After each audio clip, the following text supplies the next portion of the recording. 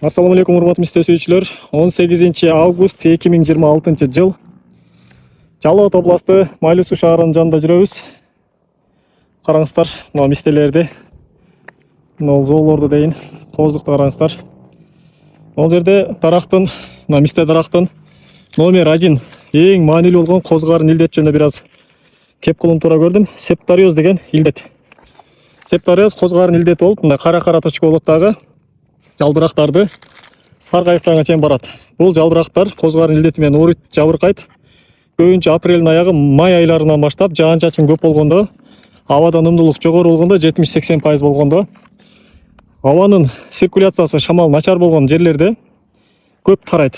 Ошол 25-26 градуста эле бул 8-10 саат нымдуу болуп койсо, кургабай калса, тарап жалбырактар ушундай болуп жабыркайт. Натыйжасында фотосинтез кыла албаган бул жалбырак мөмөнү жакшы чоңойто албайт. Кийинки жылкы мөмөнү бага албайт. Мөмө бере турган бүчүрлөр бар мына жердечи. Ошол кийинки жылкы жыл сайын пайда болуучу мына жердеги бүчүрлөрдү жакшы чоңойто албай калат да.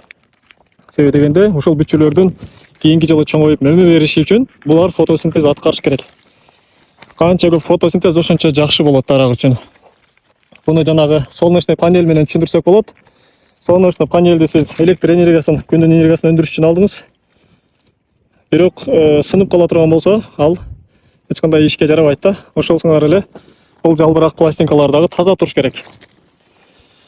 Дагы бир нерсе, бул жерде мына жерде кайракы шартта өскөн мистелерди карасаңыздар, мондай болгон адырдын чокусунда мистелер өсүп атат. Караңыздар достор, мына тамыры менен бекем кармалып, эрозиядан сактай турган дарагыбыз ушул.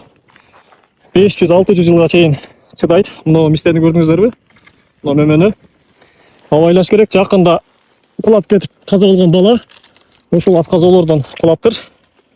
Бул жерлик тааныштарыбыз айтып атат. Мына мөмөсүн караңыздар.